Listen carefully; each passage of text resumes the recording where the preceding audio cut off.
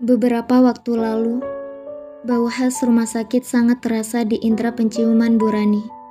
Untuk kesekian kalinya, ia harus tidur di rumah ini. Ya, meskipun ia yang mendirikan, tapi ia tidak ingin hal tersebut terjadi.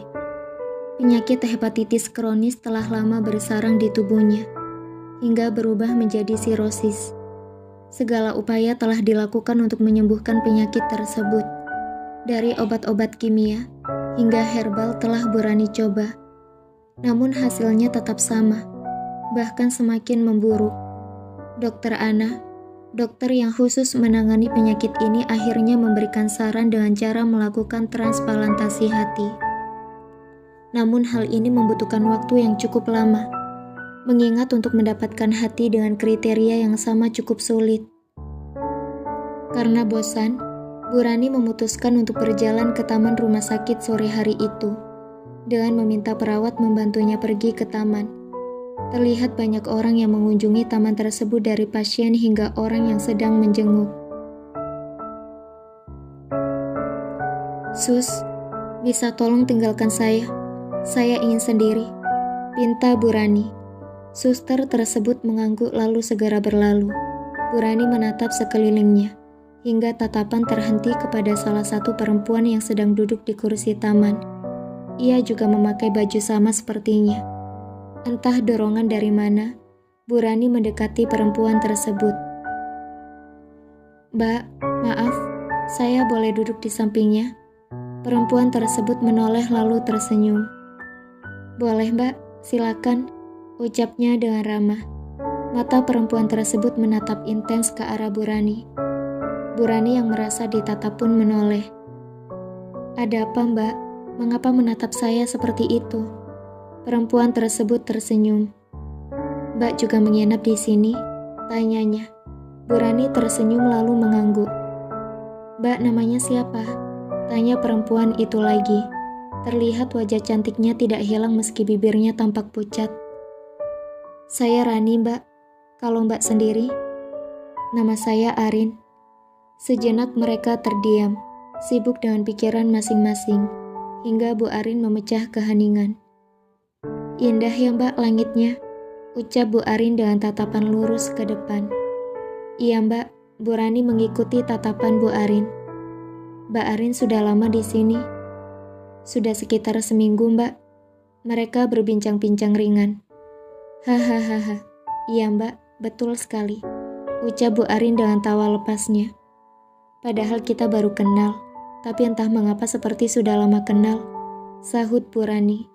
Bu Arin terdiam hingga berkata, "Saya rasa hidup saya tidak akan lama lagi." Sontak Bu Rani menengok lalu memegang tangan Bu Arin lembut. "Mbak, jangan bicara seperti itu. Mbak Arin harus semangat." Bu Arin tersenyum dan menatap wajah Bu Rani dengan serius. Ia berbalik menggenggam tangan Bu Rani dengan erat. "Saya boleh meminta sesuatu ke kamu, Mbak?" Bu Rani mengangguk senang. "Apa?" Bu Arin menunjukkan sebuah foto yang telah ia bawa dari rumah. Tampak dua perempuan berhijab tersenyum manis. "Ini adalah foto dua putri saya. Yang satu sudah menikah, tapi yang terakhir belum menikah. Saya takut saya tidak bisa mendampingi anak perempuan saya hingga dia menikah. Jadi saya minta ke Mbak Rani untuk bisa mendampinginya. Saya minta untuk menjaganya. Jika Mbak Rani punya anak laki-laki, Mbak bisa nikahkan mereka agar Mbak Rani mudah menjaganya," ucap Bu Arin dengan serius sambil menunjuk anak yang dimaksud. Bu Rani sedikit terkejut, namun kemudian ia mempertajam matanya untuk melihat wajah kedua anak itu. "Mbak Arin yakin? Mbak yakin sama saya?" Bu Arin mengangguk yakin. "Iya Mbak. Mbak mau?" Bu Rani terdiam sejenak lalu menatap mata Bu Arin yang terlihat berharap besar. Bu Rani pun mengiyakan. "Iya Mbak, akan saya lakukan." Bu Rani menatap wajah putra sulungnya.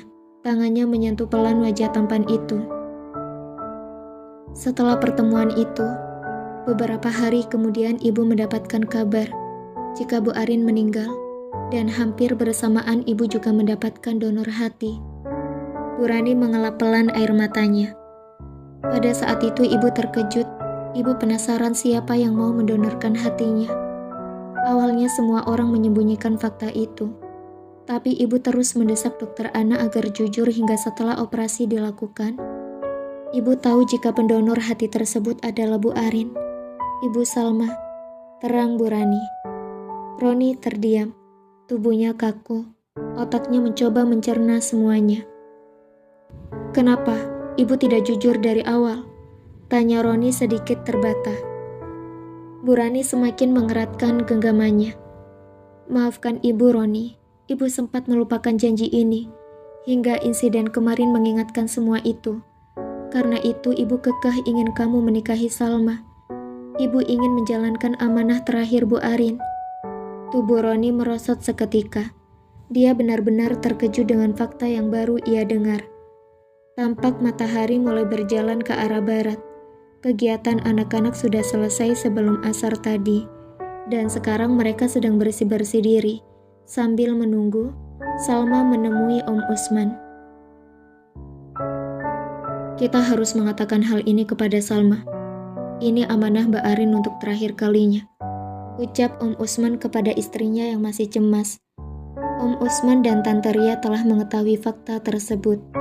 Tante Ria yang sedari awal menolak atas perjodohan, tapi kini ia hanya mampu menyetujuinya, mengingat ini adalah amanah terakhir dari adik perempuannya. Tapi Mas, aku khawatir hal ini akan menyakitinya, jawab Tante Ria. Om Usman tersenyum sambil memegang tangan istrinya. Tenang, semua akan baik-baik saja. Tak lama, suara langkah terdengar semakin dekat ke ruang kerja Om Usman. Om, Tante, panggil Salma sambil mengetuk pintu dari luar. Masuk Sal, pinta Om Usman. Salma membuka pintu dengan pelan, lalu mendekat dan duduk di hadapan Om dan Tantenya. Ada apa ya Om, Tante? Sepertinya serius sekali, tanya Salma yang sudah penasaran. Tante Ria menatap wajah Om Usman tak yakin, sedang Om Usman memegang tangannya erat untuk memberi isyarat. Iya nak, tapi sebelumnya, Om Usman minta maaf jika Om ada salah kepada Salma. Salma menatap heran ketika mendengar ucapan tersebut.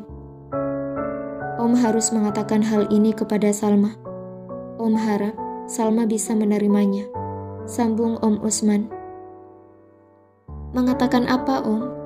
Jangan buat Salma penasaran. Apakah ada masalah? Om Usman menghembuskan nafas berat. Om ingin mengatakan bahwa kamu harus menikah dengan Roni, anak Bu Rani. Seketika Salma terpaku, tubuhnya menegang, tatapan tak percaya terlihat sangat jelas. Apa yang Om katakan? Ucap Salma sedikit terbata. Tante Ria tertunduk. Ia takut menatap wajah Salma. Maksudnya apa Om? Tante? Salma menatap keduanya bergantian. Iya nak, Om dan Tante memintamu untuk menikah dengan Roni, bupati kita, anak Bu Rani, ucap Om Usman dengan tegas. Hahaha, kalian bercanda kan? Gak mungkin. Om Tante kan tahu, aku sudah ada Mas Albi, dan sebentar lagi dia akan melamarku. Salma masih tidak percaya dengan perkataan Om Usman. Om Usman memegang lembut tangan Salma. Iya Salma, Om tahu. Tapi untuk kali ini, kamu harus mau. Om, enggak, Salma gak mau Om. Salma gak mungkin menikah sama dia. Sela Salma dengan nada sedikit tinggi. Tante Ria tampak menunduk. Ia bingung harus mengatakan apa. Tapi Sal, tapi apa Om? Om Usman terdiam. Kenapa diam Om? Tanya Salma. Intinya Om minta kamu harus menikah sama Roni. Titah Om Usman kemudian berjalan keluar meninggalkan ruang tersebut. Salma menatap kepergian Om Usman dengan tatapan tak percaya. Om Usman, panggil Salma sambil ingin mengejar Om Usman, namun ditahan oleh Tante Ria. Salma, panggil Tante Ria sambil memegang erat tangan Salma. Salma menoleh. Ia menatap serius wajah Tante Ria. Tan, ucap Salma sedikit menahan tangis. Menikah ya sama Roni? Pinta Tante Ria membuat Salma tak percaya. Perlahan Salma melepas tangan Tante Ria. Salma menggeleng pelan. Enggak Tan, Salma enggak mau. Lirih Salma. Tante mohon Tante Ria dengan lembut. Salma menggeleng lagi. Kenapa kalian sangat kekeh ingin menikahkan Salma sama dia?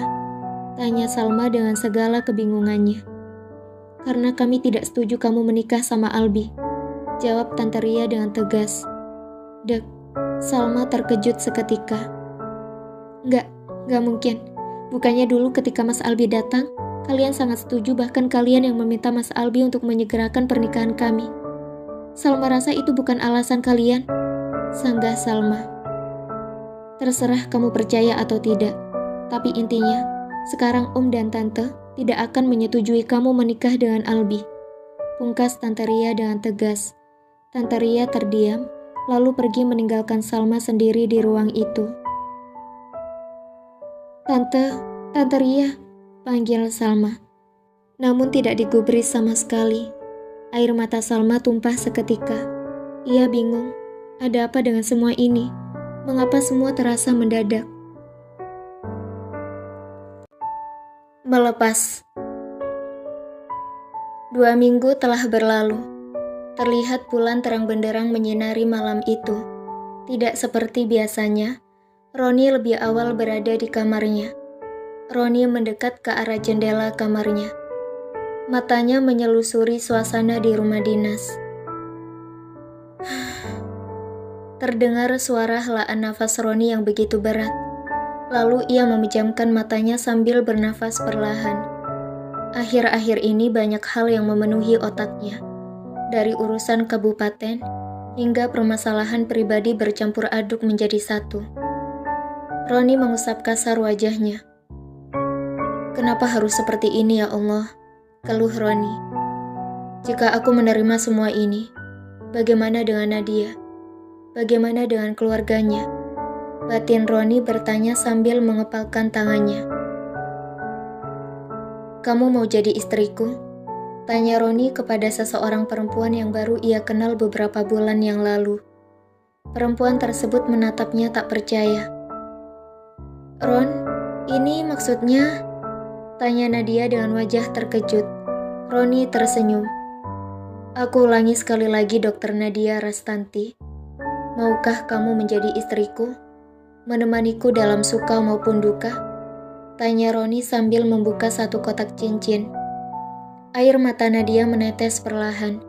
Tanpa berpikir panjang, Nadia mengangguk dengan semangat. Sebuah kalimat yang ia tunggu selama ini. Ia mau. Roni tersenyum bahagia. Ia pun segera memasangkan cincin yang ia beli untuk calon istrinya ini. Terima kasih, aku sangat mencintaimu, ucap Roni. Setelah itu ia mencium tangan Nadia dengan lembut. Nadia menangis haru lagi. Tanpa sadar, air mata Roni sedikit menetes mengingat malam itu.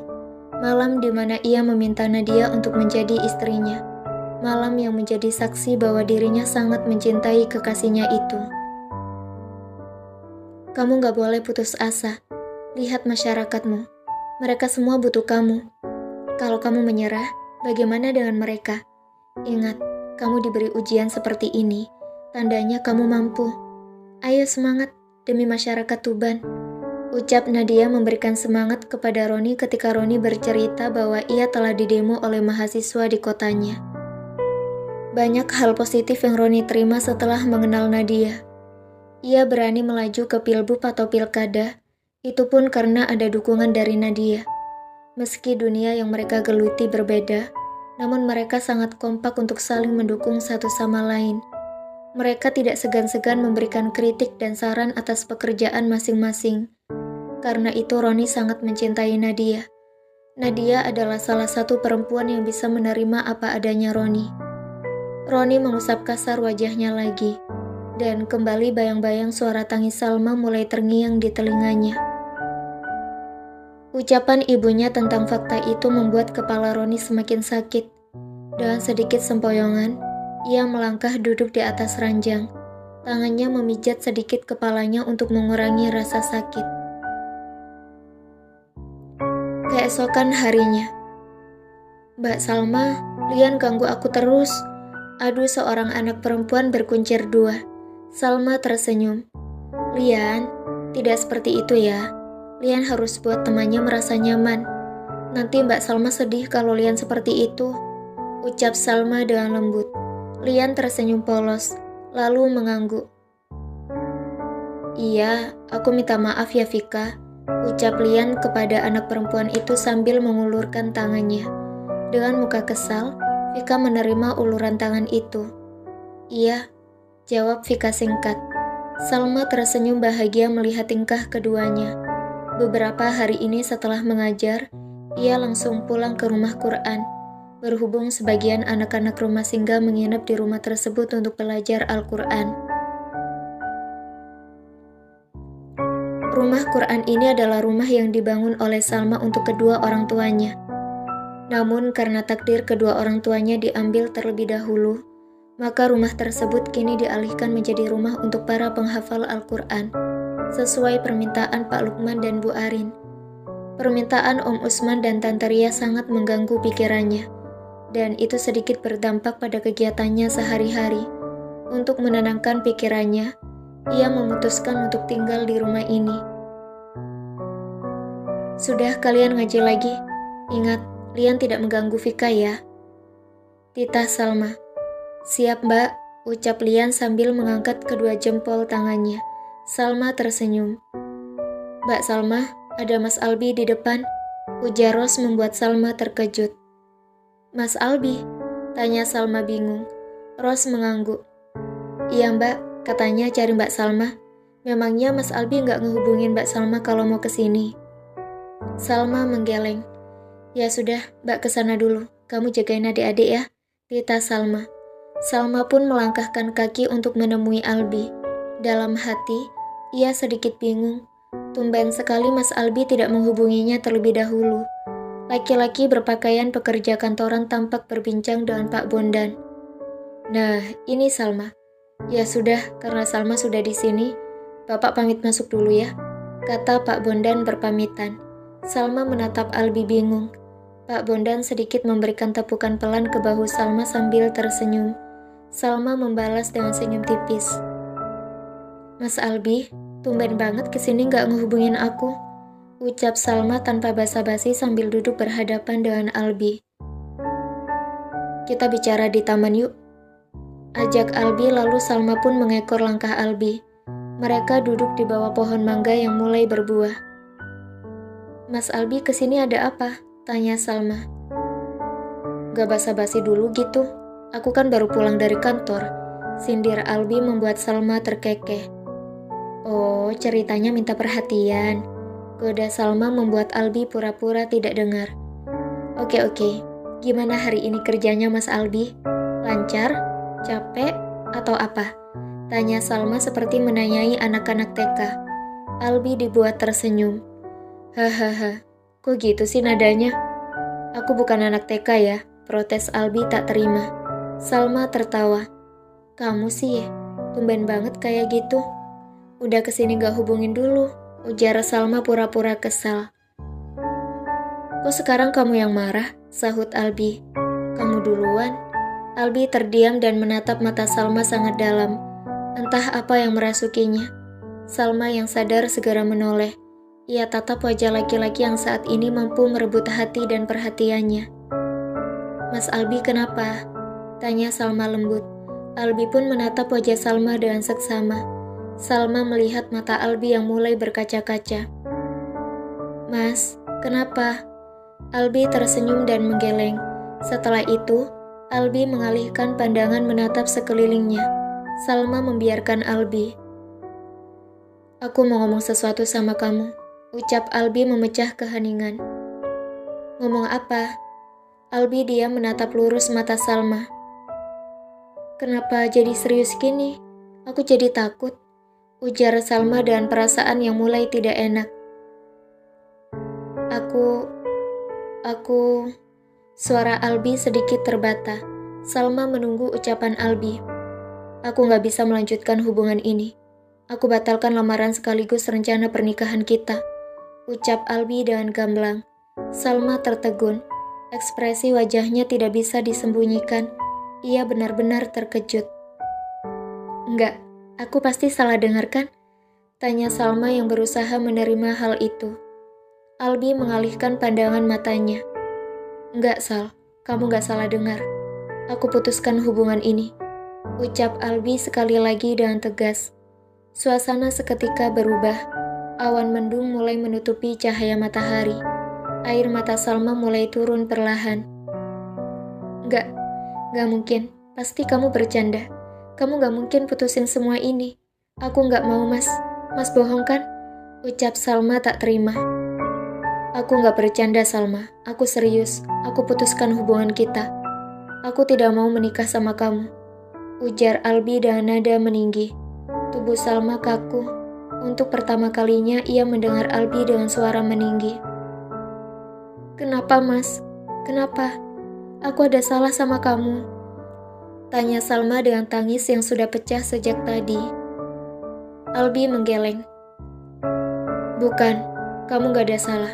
Tapi aku rasa hubungan kita cukup berhenti sampai di sini. Ujar Albi menurunkan suaranya. Kamu ada perempuan lain. Tuduh Salma membuat Albi menatap tajam. Kamu menuduhku. Bukan. Aku hanya ingin tahu apa alasan semua ini. Mereka terdiam sibuk dengan pikiran masing-masing. Menikahlah dengan Aditya Roni Parulian. Ucap Albi membuat Salma terpaku diam. Mas Albi tahu tentang itu? Tanya Salma sambil terus menatap wajah Albi yang tidak menoleh sama sekali. Albi mengangguk dengan tatapan datar, lurus ke depan. Tahu dari mana? Kamu tidak perlu tahu. Aku tahu dari mana. Jujur, Mas, kamu tahu dari mana? Salma memaksa Albi untuk berkata sejujurnya. Albi tidak menjawab sama sekali. Mas, panggil Salma dengan lirih. Jangan seperti ini. Jangan memintaku untuk menikah dengannya. Apa kamu tidak mencintaiku? Tanya Salma. Albi tidak bergeming sama sekali. Ia masih diam. Suara tangis Salma terdengar di telinga Albi. Tanpa sadar, air mata Albi juga turun. Aku rasa kita tidak ada lagi kecocokan di antara kita.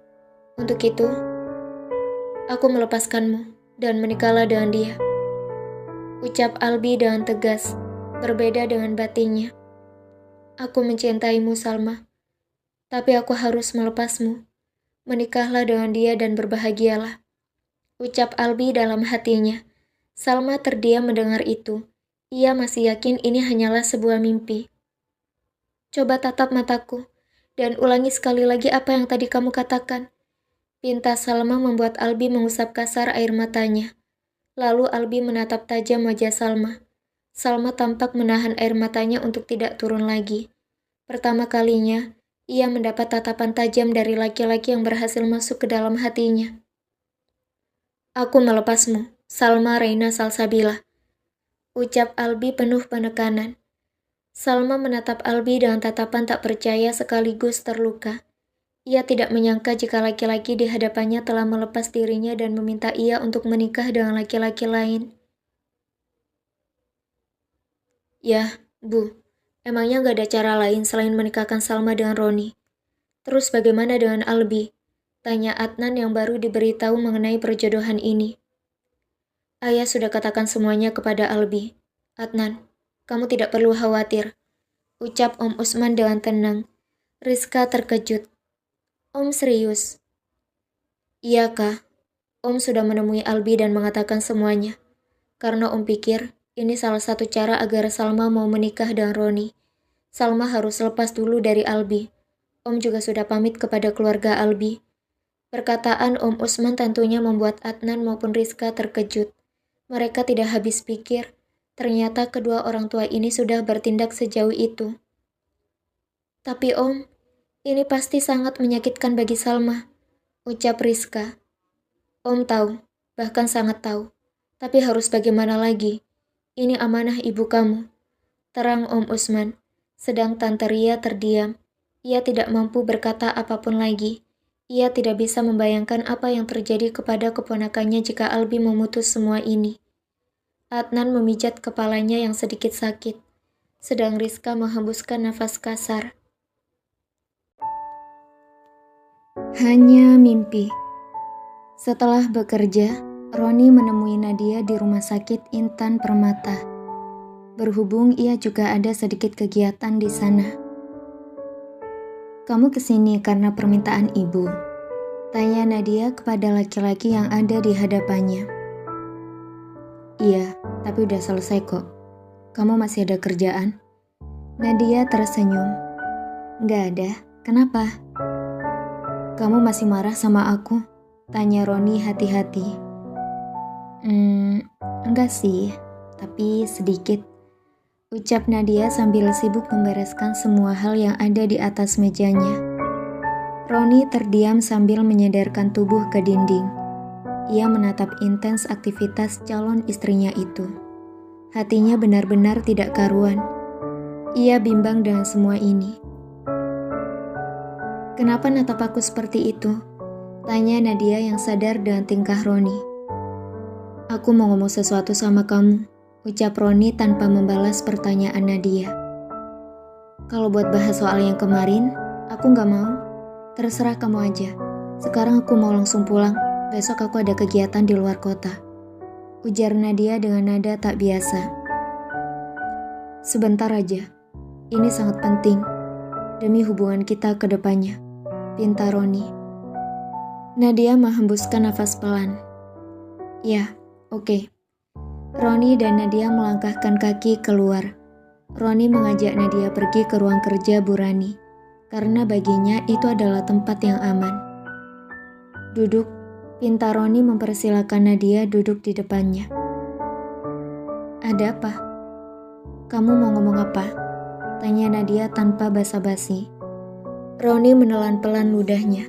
Ia sedikit takut untuk berbicara, apalagi mendengar nada bicara Nadia yang sedikit diliputi emosi. "Aku ingin mengatakan, Roni tidak sanggup untuk mengatakan hal tersebut, apalagi melihat wajah Nadia yang terlihat lelah. "Aku apa?" "Maaf Nadia, aku batalkan rencana pernikahan kita. Aku putuskan hubunganku dengan kamu," ucap Roni sambil melepas kalung sebagai tanda pengikat mereka. Ekspresi terkejut tidak bisa Nadia tutupi. "Kamu bicara apa, Ron? Aku gak salah dengar kan?" "Enggak, kamu gak salah dengar. Aku putuskan hubungan kita ini," ucap Roni sekali lagi dengan tegas. "Enggak, kamu pasti bercanda. Kamu mau kasih aku kejutan kan? Karena itu kamu buat seperti ini. Ini hanya gimik kan? Aku yakin pasti di sini ada kamera tersembunyi," cerocos Nadia yang tidak terima. "Tidak Nadia, aku serius. Aku tidak kasih kamu kejutan," sentak Roni membuat Nadia terdiam. Tanpa sadar, air mata Nadia turun perlahan. Tangannya mencoba meraih tangan Roni, namun Roni menepisnya. "Kenapa?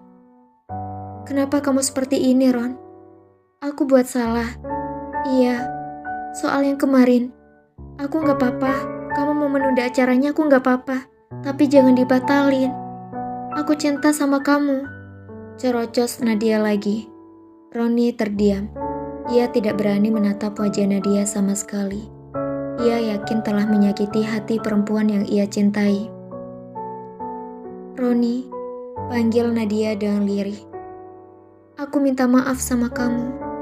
Tapi jangan seperti ini," lanjut Nadia. "Aku gak bisa melanjutkan hubungan ini, Nat.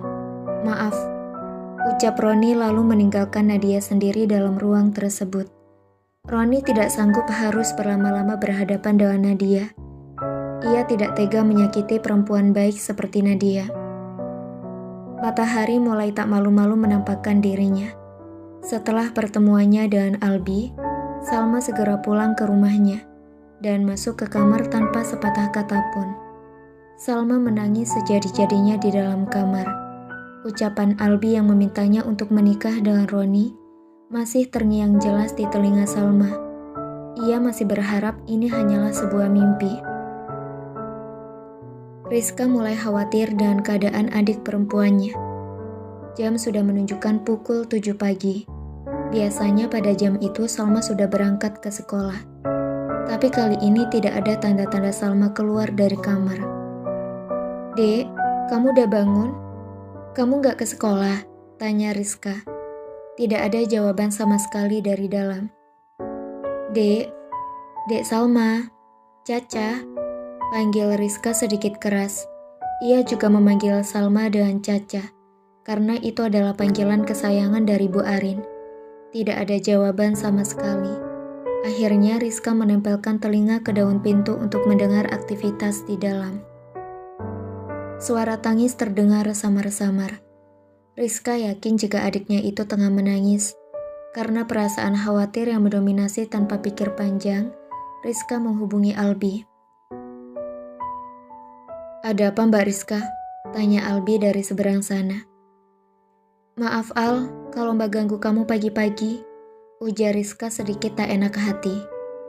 "Gak apa-apa Mbak, santai aja. Aku sendiri belum berangkat kerja. Ada apa ya?" "Kamu bisa ke rumah nggak?" "Ada apa di rumah?" Mbak minta tolong kamu untuk pujuk Salma keluar kamar. Karena sejak semalam, setelah ketemu sama kamu, dia di kamar tidak keluar sama sekali. Dia juga belum makan. Mbak khawatir sekali." Terang Rizka membuat Albi terdiam. Sebenarnya Albi tidak ingin berurusan lagi dengan Salma, karena semua rencana ke depan telah selesai. Ia tidak ingin membuat hatinya susah melepaskan Salma. "Albi," panggil Rizka membuat Albi tersadar. "Kamu mau ya? Mbak mohon." Albi tampak berpikir sejenak. "Iya, Mbak Rizka tunggu di rumah. Saya kesana sekarang." Senyum terbit dari bibir Rizka. Meski ia tahu apa yang ia lakukan ini akan membuat keduanya saling susah untuk melepas. Tapi ia harus melakukannya demi kesehatan Salma. Salma berdiri di antara bunga-bunga yang bermekaran indah. Ia menatap sekelilingnya. Indah, itulah kata pertama yang cocok untuk pemandangan di depannya. Hingga tatapannya terhenti pada dua sosok yang sangat ia rindukan. Matanya mulai berkaca-kaca. Ayah dan ibu Salma untuk pertama kalinya datang ke dalam mimpinya. "Ayah, Ibu," panggil Salma dengan lirih. Tidak jauh dari posisi Salma, keduanya menatap Salma dengan senyum manis. Salma menangis, namun Bu Arin seperti memberi isyarat agar Salma mengusap air matanya. Tak lama, Salma terbangun karena ada suara ketukan pintu dari luar. Perasaan Salma tidak karuan. Ia tidak bergeming dari tempat tidurnya. Ia masih mengingat mimpinya. Wajah Pak Lukman dan Bu Arin tampak berseri-seri. Samar-samar suara laki-laki yang ia harap menjadi suaminya terdengar di telinganya. Tangisnya pecah lagi. Hatinya masih sakit atas perkataan Albi. Dengan langkah berat, ia segera memakai kerudung dan membukakan pintu. Pintu terbuka. Albi menatap Salma tertegun. Kondisi Salma jauh dari kata baik. Matanya bengkak. Seluruh wajahnya memerah. Itu menandakan bahwa Salma telah menangis sehari penuh. Albi mencoba tegar. "Kamu jangan seperti ini. Semua orang mengkhawatirkanmu," ucap Albi dengan nada datar. "Memangnya kamu peduli?" "Tentu aku peduli." Salma tertawa remeh. "Kalau kamu peduli, kenapa kamu melakukan ini? Kenapa kamu langsung mengambil keputusan secara sepihak? Dan tanpa kamu sengaja, kamu sudah menyakitiku bahkan mengingkari amanah ayah," ucap Salma dengan emosi. Albi terdiam. "Kenapa, Mas?" "Aku mohon, kamu jujur," pinta Salma. Albi menarik nafas dalam lalu berkata, "Kamu ingin tahu kenapa aku seperti ini?" Salma mengangguk. "Karena aku tidak mencintaimu lagi," ungkap Albi dengan tegas. Dek, Salma seakan disambar petir di pagi itu. Sebuah kalimat yang tidak pernah ingin ia dengar. Tes, air mata Salma kembali keluar. "Kamu tidak mencintaiku?" tanya Salma berusaha meyakinkan. "Iya." Gak mungkin. Coba kamu tatap mataku dan katakan sejujurnya. Albi pun menatap Salma dengan tajam. Aku tidak lagi mencintaimu, Salma Reina Salsabila, kata Albi dengan penuh penekanan. Air mata Salma tidak bisa terbendung lagi. Laki-laki yang ia yakini tidak akan menyakitinya dan mencintainya secara tulus, nyatanya kini terang-terangan. Ia berucap bahwa ia tidak mencintai Salma. Nafas Salma terlihat memburu menahan emosi. Aku benci kamu, seloroh Salma. Silakan, aku tidak peduli. Aku kesini hanya karena permintaan kakakmu. Jika tidak, aku tidak akan sudi menemui perempuan cengeng sepertimu, ucap Albi sambil menatap tajam Salma. Hati Salma mencelos mendengar pernyataan itu. Laki-laki yang ia harapkan mampu menjaganya, justru saat ini menjadi laki-laki yang paling menyakiti hatinya. Tanpa kata pamit, Albi pergi meninggalkan Salma yang mematung dengan air mata yang terus mengalir. Rizka yang memantau dari kejauhan tidak tega melihat kondisi Salma. Apalagi Rizka juga mendengar semua percakapan keduanya. Dengan cepat, Rizka menghampiri Salma. Tanpa berucap, Rizka memeluk Salma erat. Tangis Salma pecah seketika. Kenapa harus Salma, Mbak? Tanya Salma di sela-sela tangisnya. Semakin rumit. Roni terlihat tergesa-gesa menyelesaikan pekerjaannya. Ia telah mendapatkan kabar jika Nadia jatuh sakit. Roni tahu, apa yang membuat Nadia sakit adalah dirinya. Mas Rizal, saya ada urusan sebentar. Kalau nanti ada yang cari saya, bilang saja kalau hari ini saya tidak bisa temui. Saya titip kantor ya, tita Roni kepada asisten pribadinya. Siap Pak, jawab Rizal dengan tegas. Setelah itu, dengan segera Roni meluncur ke rumah Nadia. Hanya membutuhkan waktu 15 menit, Roni sampai di rumah kekasihnya. Mantan kekasih. Soalnya Roni sudah mutusin, hehehe. Om, Tante, maaf, saya baru bisa kesini, ucap Roni setelah bertemu dengan orang tua Nadia. Om Teguh tersenyum. Tidak apa-apa nak, kami mengerti pekerjaanmu. Roni tersenyum tipis. Sekarang gimana kondisi Nadia Om?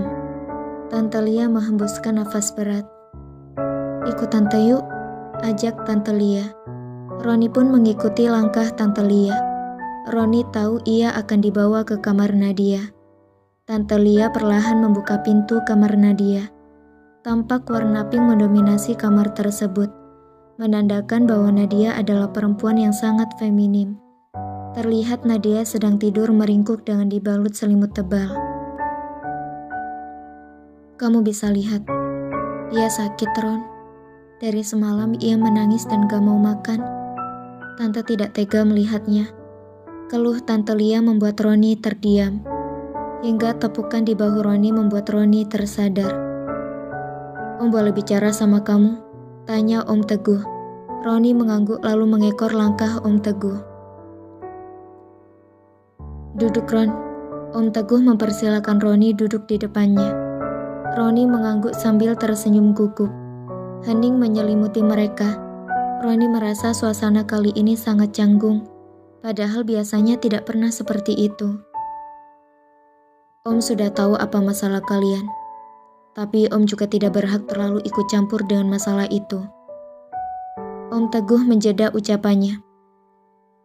Namun untuk saat ini, Om hanya ingin tahu apa maksudmu. Kenapa kamu membatalkan rencana pernikahan yang hanya beberapa waktu lagi? Kemarin kamu meminta menunda acara lamaran, dan kami setuju. Tapi tidak lama, kamu justru membatalkan semuanya. Ucap Om Teguh meluapkan semuanya. Roni terdiam. Ia bingung harus memulai mengatakan dari mana, karena ia tahu ini sangat menyakitkan. Ron, panggil Om Teguh. Jujurlah, kami tidak mengapa. Jika anak kami ada salah, kami minta maaf.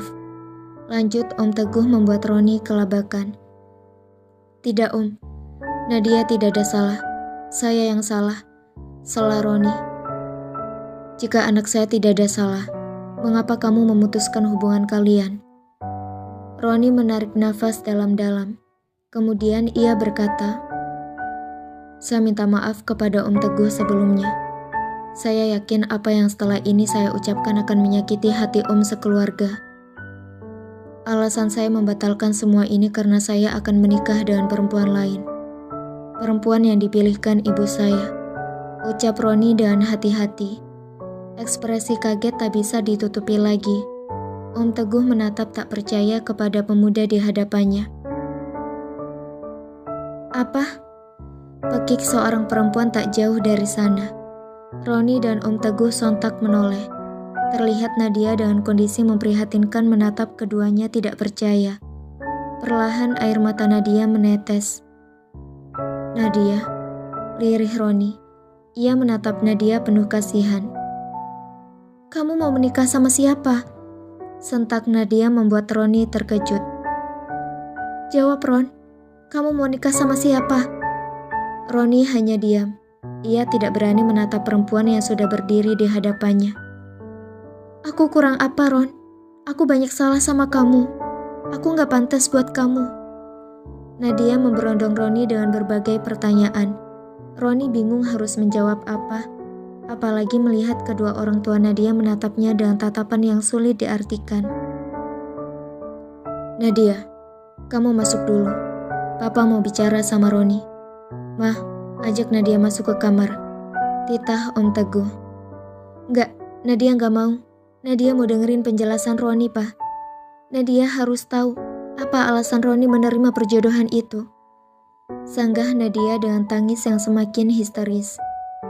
Roni tampak menahan air matanya yang ingin keluar. Nadia, ayo ke kamar dulu sama Mama. Biarkan Papa yang mengurus semua ini. Sahut Tante Lia. Tante Lia menggeret tubuh Nadia. Namun Nadia sedikit memberontak. Enggak, Ma. Aku enggak mau. Aku mau sama Roni. Nadia mulai histeris. Dengan paksa, Tante Lia membopong tubuh Nadia yang mulai lemas. Roni menghapus air mata di ujung matanya. Kamu bisa lihat kan bagaimana histerisnya Nadia? Ucap Om Teguh setelah suara Nadia tidak terdengar lagi. Roni mengusap wajahnya dengan kasar. Om tahu, kamu adalah anak yang baik dan sangat berbakti kepada orang tuamu, terutama ibumu. Tapi untuk kali ini, Om boleh minta kamu untuk pertimbangkan semua ini. Hati Om sakit, Ron, mendengar suara tangis Nadia. Seumur-umur Om tidak pernah lihat Nadia seperti itu. Kamu adalah dunianya. Om sangat tahu itu.